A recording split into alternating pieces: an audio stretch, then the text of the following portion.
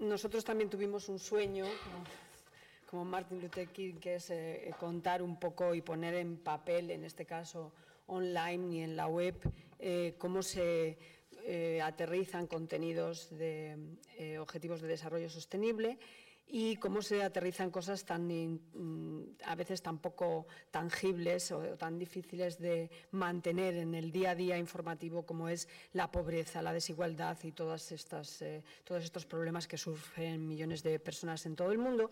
Y teníamos que hacerlo, bueno, empezamos, digamos, poniendo un granito de arena en el blog África no es un país, que era un intento, después de estar haciendo temas grandes en el País Semanal, era siempre un intento por mi parte de contar todo aquello en el blog que no se podía contar en otras secciones. Tened en cuenta que en este periodo, desde los años 2000 hasta ahora, el periodismo y los formatos de periodismo han cambiado muchísimo y ahora estamos viviendo una época muy apasionante, porque todo lo que podamos estar haciendo online llega a cualquier sitio del mundo.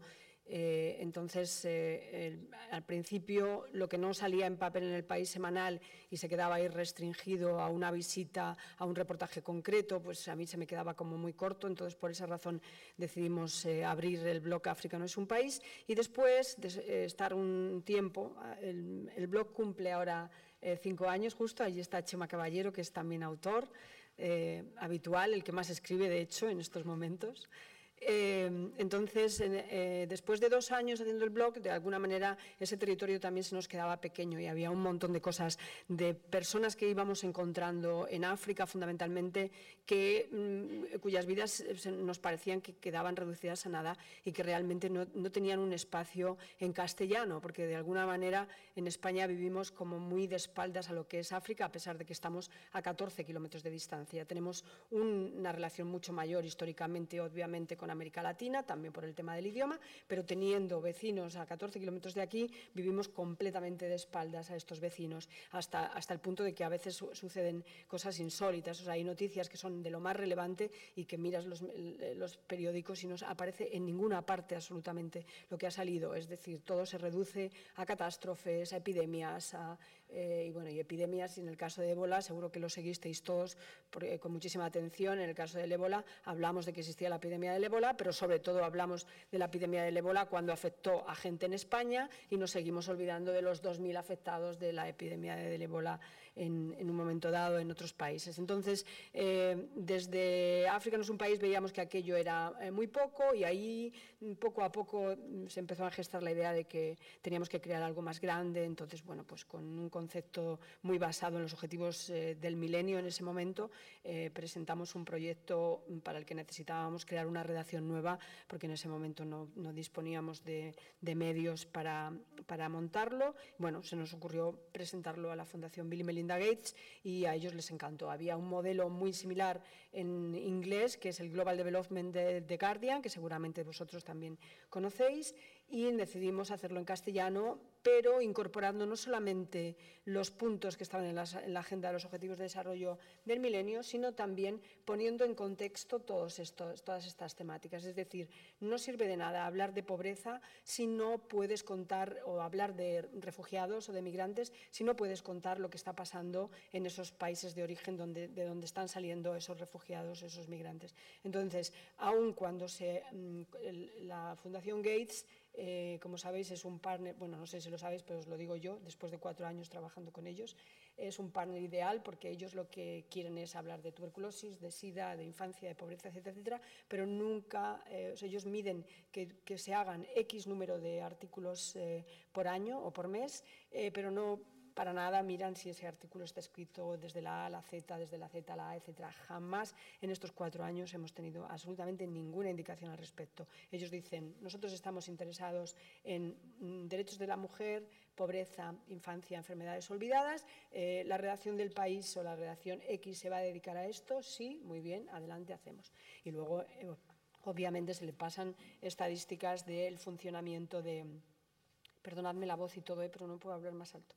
El funcionamiento de los artículos, etcétera, etcétera. Pero la independencia editorial es absoluta, y nosotros, aun cuando ellos querían esa temática, nosotros incluimos esta parte de contexto que os digo. ¿Por qué? Porque me parece que para los lectores españoles es muy importante saber qué pasa en Níger y poder entender por qué la gente desde Níger hace todo un camino y se va hasta Libia esperando cruzar el estrecho. ¿Qué pasa en Níger que obliga a la gente a salir? El concepto de pobreza que vemos desde aquí a veces queda reducido a una imagen de un telediario donde te ponen unos cuantos segundos y es, bueno, pues te queda una imagen de un niño pobrecito, un niño con la barriga, son esos tópicos que tenemos, pero el Níger de hoy no tiene solo que ver con eso, el Níger de hoy pasan muchísimas cosas. Quien dice Níger dice Camerún, dice Senegal, dice Kenia, Tanzania, etcétera. Pasan muchísimas otras cosas.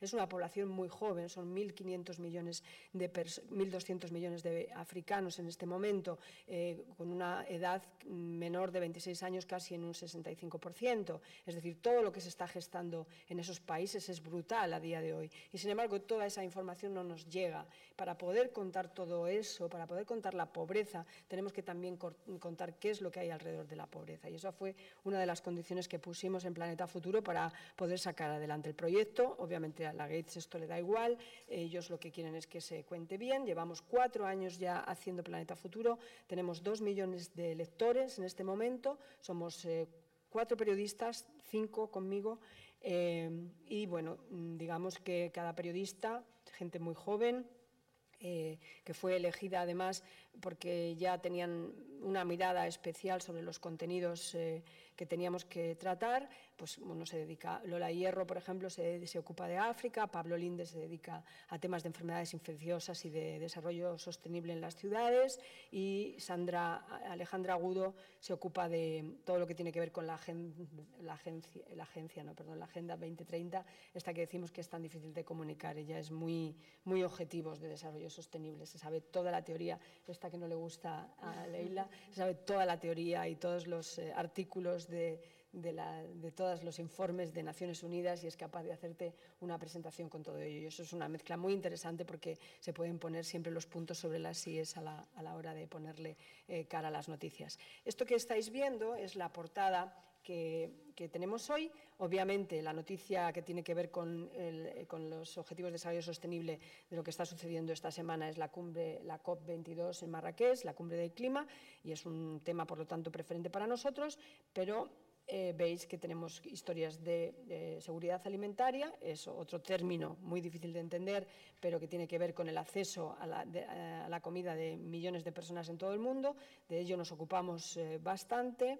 Temas de agua, Perú gana la tuberculosis, igual era esto que contabas tú. ¿Qué pasa con la gente, los indígenas en Venezuela? Refugiados y gente migrantes desde Gambia. Bueno, tenemos una cosa que os va a resultar muy útil, donde aquellos que estéis interesados podéis encontrar quizá todo lo que necesitáis, y todo esto que os estoy mostrando son maneras de hacerle llegar al lector español de forma global y luego ya más individualizada todo lo que tiene que ver con este tipo de noticias. Si quieres saber todo lo que ha publicado Planeta Futuro sobre Europa en este contexto de noticias de desarrollo sostenible, te tienes que ir a este mapa y aquí ves, bueno, pues todo lo que tiene que ver en este caso con cooperación. El grueso nuestro es África, por supuesto. En África están los 10 países más pobres del mundo, por lo tanto son objetivo 100% para nosotros, y el número de temas que sacamos sobre África es aproximadamente el 75%. Podemos seguir, veis, desde la cumbre del clima, lo que significa la agricultura, una vez más, refugiados, historias que tienen que ver con derechos humanos, proyectos. Intentamos publicar muchísimas cosas que implique algo que ahora está muy de moda en Estados Unidos, que es esto de solutions journalism, es decir, dar soluciones a aquellos problemas que tiene alguien en un territorio concreto, es decir, qué está pasando en una aldea quizá en Mali, pero qué se está haciendo desde el punto de vista local y no solamente internacional, sino siempre desde el punto de vista local, con la gente local, para salir de esa situación. Y hay montones de historias que aquí nunca son contadas, como os he dicho antes, de iniciativas de jóvenes que se están uniendo a través de redes de ciberactivismo, etcétera, para intentar paliar los problemas o por lo menos enfrentarse a los problemas políticos que tienen en cada uno de sus países. Bueno, aquí abajo, como veis, es ver todas las noticias sobre África, pero hay cientos de ellas también de América Latina, ¿veis? temas de agua, de etnias, la tuberculosis, temas de mujeres, las villas miserias de Argentina. Todos los días publicamos 5 o 6 temas que tienen que ver con todas estas temáticas, y luego hemos intentado enfocar la presentación de las noticias que no solamente sean de forma única los reportajes sobre terreno, a los que nos enfocamos casi en el 60% de nuestro trabajo, es decir, todos los periodistas viajan siempre a los países de los que se está hablando, necesitamos ver a las personas a las que les está pasando las cosas, independientemente de que tengamos los informes de rigor, etcétera, etcétera, pero vamos sobre el terreno y hacemos los reportajes con la gente de tal manera que estamos viajando casi constantemente. Creo que mi costilla tiene un poco que ver con eso, después de tantos vuelos.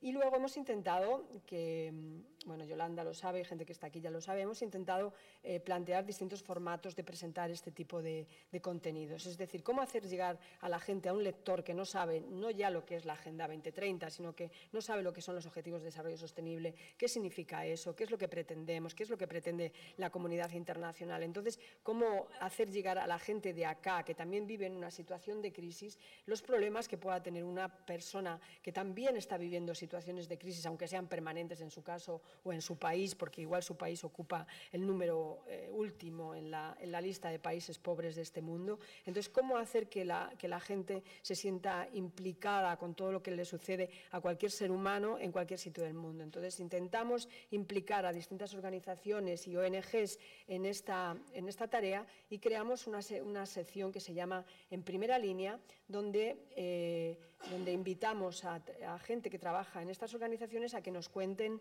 cómo viven ellos las situaciones desde el terreno. Y uno de los temas que más triunfó, digamos, que más éxito tuvo, fue cuando implicamos a los trabajadores, por ejemplo, de Médicos Sin Fronteras en el tema del ébola. Planeta Futuro empezó a informar sobre ébola antes de que siquiera, de hecho, el periodista primero que fue de Planeta Futuro, que era Pepe Naranjo, y porque en cuanto nos enteramos qué sucedió, le mandamos a Liberia, y desde ahí empezamos a ver qué es lo que estaba pasando con la enfermedad.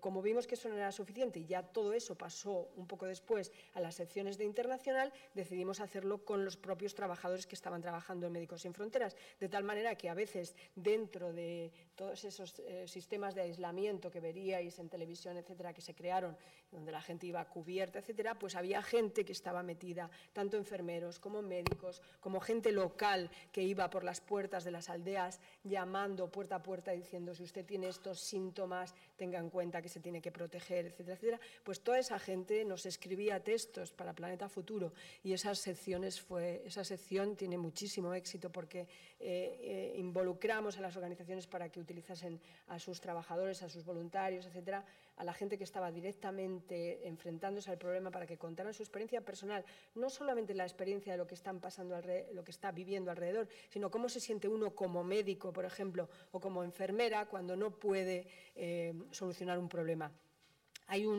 Lo podéis buscar también en internet para no estar dando vueltas ahora. Hay un artículo que se llama Rusilla, comeré hoy, que está escrito por un médico desde Etiopía, que era un médico de un hospital etíope, que contaba cómo se enfrentó cómo se sintió cuando recibió una niña que estaba a punto de morirse de hambre, y cómo lo asumió como reto, como dijo: es imposible que yo, que he sido un médico que se ha formado en un país, que tengo estas herramientas, es imposible que tenga que dejar morir a esta niña. Y entonces cuenta toda la experiencia desde que la vio llegar con la madre hasta que la niña mejoró y consiguió salvarle la vida. De hecho, luego incluso se ha hecho un libro sobre esta niña, sobre Rusilla. Bueno, ese texto es uno de los más leídos de Planeta Futuro, y es otro ejemplo de esto que os digo, de un Primera Línea, que es un formato nuevo para comunicar los Objetivos de Desarrollo Sostenible. Hay otro tipo de formatos que empleamos, que son los especiales, estos que veis aquí. Por ejemplo, si uno quiere saber cómo podemos hablar de ciudades sostenibles, bueno, pues vayámonos a 7 ciudades que han creado soluciones o tienen proyectos para convertirse en modelo o en espejo para otras a la hora de hacer cosas. Nos fuimos a Medellín, por supuesto, a Kigali en Ruanda, nos fuimos a Pune en India, a Tel Aviv, a Davao en Filipinas, a Curitiba y Ciudad del Cabo. Son todas ciudades de contexto muy complicado, muy complicado, que tiene sus luces y sus sombras, para nada todo es positivo. Davao es muy famosa por su antiguo alcalde, que hoy es el presidente de Filipinas, que es un tipo absolutamente fascista y dictador, pero que curiosamente tenía un equipo de planeamiento y de urbanismo que consiguió que muchas cosas en la ciudad desde el punto de vista urbano cambiara. Todo eso está contado en el artículo. Por ejemplo, imaginaos Curitiba en Brasil, que fue modelo de ciudad y de sostenibilidad durante mucho tiempo. Entonces, pues lo planteamos ahí con vídeos, con fotos, etcétera. Todos los elementos gráficos son muy importantes para nosotros también, como una parte de contar, una manera de contar de forma paralela en imágenes todo aquello que está viviendo la gente. Es otro modo de acercar las historias al lector español. Este es el ejemplo que os he puesto de ciudades. Para un tema tan complicado, por ejemplo, ¿qué está pasando en África ahora mismo, el África conectada? Millones de chavales jóvenes están conectados ahora en red como nunca antes, son capaces de movilizarse ante los gobiernos y de hecho hay una grandísima oposición a los gobiernos que llevan muchísimo tiempo, a los gobernadores, en este caso políticos que llevan muchísimo tiempo en el poder, y intentamos hacer una historia con todos ellos. En este especial participaron 12 autores africanos. Hemos intentado contar cómo se ve todo desde el punto de vista político, desde el punto de vista de las mujeres, incluso con los hashtags. Por ejemplo, aquí hay una línea de tiempo con los hashtags que más se han movido en todo el continente. Si los pincháis luego y os detenéis un rato, están vivos todos y podéis ver cómo están las situaciones en cada uno de los países, en Uganda, en Tanzania, en Sudáfrica, que está pasando ahora mismo porque los universitarios siguen de huelga por las tasas de la universidad. Como veis, todos estos hay temáticas que son muy colaterales a solo lo de salud y tal, pero que ponen mucho el contexto de lo que sucede en un continente que cambia día a día. Y es ese factor de cambio día a día que creo que falta en los periódicos. Insisto, solemos contar las noticias a las que estamos acostumbrados, las tradicionales, pero omitimos todo lo demás. Y nosotros tenemos siempre el impulso también dentro del periódico de ¿por qué no contar la cultura africana con la misma normalidad que se cuenta la cultura en cualquier otro sitio? ¿Por qué no contar las luchas de las mujeres africanas con la misma normalidad con que se cuentan y no considerarlo una especie de gueto que hay ahí o de sur? O sea, ese mundo del sur que no nos interesa tanto porque nos parece que es algo inferior a todos nosotros que vivimos más conectados al norte. Fijaos, si queríamos un día hablar de agua, pues nos fuimos a hablar de agua del mundo entero y entonces planteamos a quién le falta, un mapa de noticias de agua, del estado, digamos, de todo, con datos. Todo esto son estadísticas, conflictos. Este señor, 22.000 días sin agua potable, Jacinto Sirpa, que llevaba 60 años en Bolivia y él nunca ha bebido agua limpia, no sabe lo que significa eso.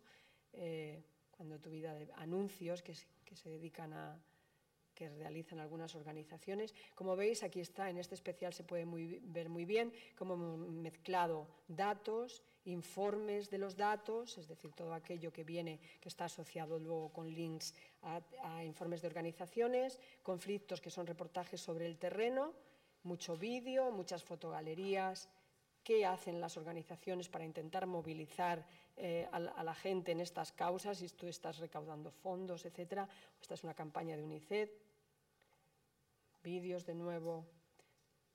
Y luego hicimos una cosa con un hashtag, retretes del mundo, que todo esto que veis aquí son fotografías de retretes, que no os lo voy a enseñar porque no por la hora, pero que mandaron los lectores haciendo fotografías de cómo es un baño en distintos sitios del mundo, también para que desde aquí veamos cuán diferente puede ser la historia en función de dónde has nacido, etcétera, etcétera. Bueno, todo esto, como veis aquí en la parte, todos los contenidos ahora del país, digamos, las secciones se leen de derecha a izquierda. Estos son de derechos de la mujer.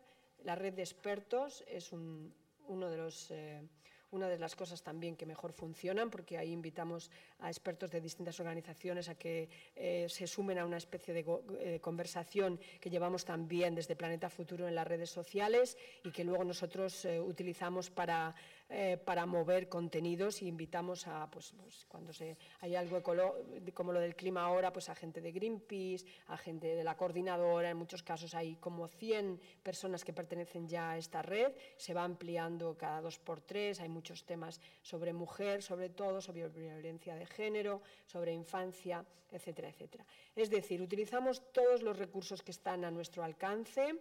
Fijaos, hasta incluso tenemos niños adoptados para hablar de lo que es la desnutrición. Esto está hecho en el campo de refugiados, uno de los campos de refugiados de Sudán del Sur, y entonces aquí adoptamos a Taban, que se viene con nosotros y nos va contando todo lo que le pasa desde que entra al campo de refugiados con su madre, cómo es el campo de refugiados. Este ha tenido muchísimo éxito, este especial tuvo un premio. Lo que significa tener una madre contigo, cómo las mujeres son imprescindibles para cualquier cambio que se quiera hacer. En esta página no, pero en todas las páginas, si veis, el niño va avanzando y luego hay un momento en el que te puedes morir o no en el camino. Si lo superas, ha muerto, no sé qué, inténtalo de nuevo. Es decir, las posibilidades de Taban de sobrevivir son limitadas y tú puedes ir. O viaje por la etapa más crítica de la vida de un niño. Todo esto que veis aquí son reportajes también que están hechos sobre el terreno. Utilizamos una imagen de una madre con su hijo para hacerlo. Bien, y luego uno muy complicado, que lo conocéis todos en la coordinadora, fue intentar explicarle a la gente cómo de los objetivos de desarrollo, del milenio, de aquellos ODM, estos ODS, esta cosa de siglas que nadie entiende, pero que aparece por todos lados, y entonces intentamos contar cada uno de ellos qué es erradicar la pobreza y unirlo a artículos que ya habíamos publicado, explicándole muy bien a la gente, incluso locutando con efectos de... Esto es un audio que se puede escuchar, bueno, que son los objetivos, y te van contando. Ahora no lo escucháis, pero bueno, te cuentan cómo puedes entender unos y los otros para salir adelante. Bueno, ¿cuál es el valor que tiene Planeta Futuro desde mi punto de vista? Desde el mío personal, enorme, por supuesto, porque para eso lo coordino yo, y nos peleamos cada día por poner en página aquello que nos parece más imprescindible y más importante que está sucediendo en todo el mundo. ¿Cuál es entonces el valor, digamos, desde el punto de vista periodístico? Que por primera vez, como os decía al principio de la conversación, por primera vez cualquier cosa que hagamos aquí puede ser vista en otra parte. Vivimos un momento periodístico que es muy difícil en muchas cosas, pero que es apasionante en otras. Y es que tú escribes acá, Leila habla aquí y pueden estar escuchándola en Mozambique. De hecho, nosotros cuando miramos las estadísticas, de repente en Mozambique tenemos 300 personas, en Angola tenemos 500, es decir, hay un factor de globalidad en el periodismo actual que es importantísimo y que debemos aprovechar.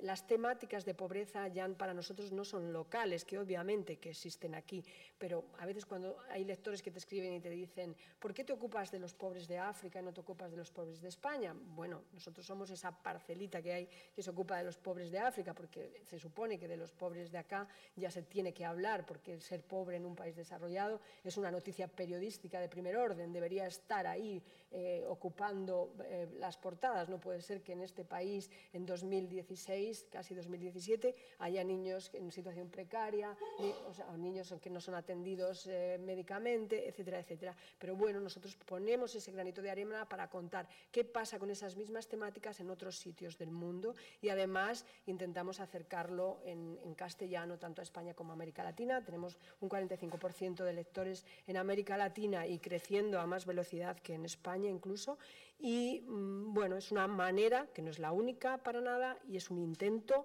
de contar lo que son los objetivos de desarrollo sostenible, ponerlos sobre papel y hacer periodismo. Antes se ha mencionado de si los pobres son buenos o no lo son, o cómo tratarlos. Es decir, yo creo que si somos capaces de hacer periodismo económico sin plantearnos si aquellas personas que estamos entrevistando porque sus empresas están cotizando a bolsa son buenas, malas o regulares, tampoco podemos dejar de hablar de los pobres porque creamos que no todos ellos son buenos, malos o regulares. Es decir, cada persona en el mundo, y esta es una frase que utiliza Bill Gates todo el rato como lema y que a mí me parece lo más acertado cada persona en el mundo debe valer igual a efectos periodísticos y a los efectos que sea. Todo el mundo tiene que tener los mismos derechos y creo que el periodismo de derechos humanos es algo que debe estar implícito en todo tipo de periodismo. Se supone que nosotros estamos aquí para denunciar y si hay una sola persona que se está muriendo de hambre en este momento, esa debería ser la noticia prioritaria, porque no puede ser que hoy